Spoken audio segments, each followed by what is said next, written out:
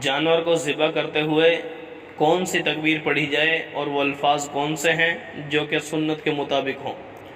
تو میرے دوستو ذہن نشین فرما لیں، نبی اکرم صلی اللہ علیہ وسلم سے جو الفاظ جانور ذبح کرتے ہوئے ثابت ہیں وہ الفاظ یہ ہیں: بسم اللہ اللہ اکبر، اور بعض روایات میں بسم اللہ واللہ اکبر۔ یہ بخاری مسلم کے اندر روایت موجود ہے۔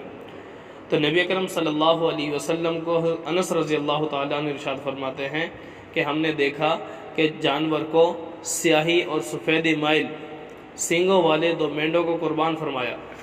تو جب نبی اکرم صلی اللہ علیہ وسلم جانور کو ذبح فرما رہے تھے، اپنی زبان مبارک سے یہ الفاظ جاری تھے زبان پر، بسم اللہ واللہ اکبر۔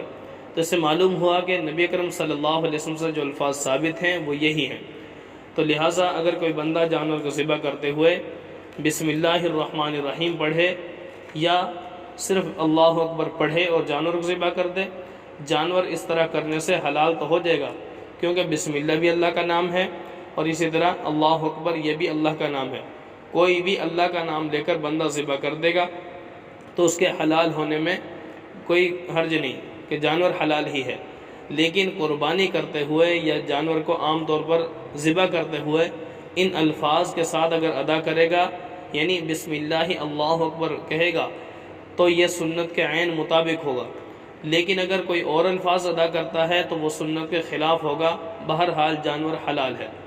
تو میں نے آپ کے سامنے عرض کر دیا کہ یہ الفاظ بخاری اور مسلم کے اندر موجود ہیں جو نبی اکرم صلی اللہ علیہ وسلم سے ثابت ہیں۔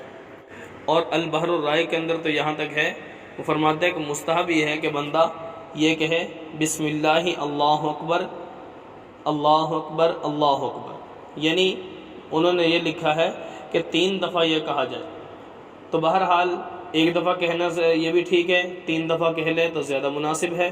تو بہرحال تکبیر جو نبی اکرم صلی اللہ علیہ وسلم سے ثابت ہے وہ یہی ہے، بسم اللہ اللہ اکبر۔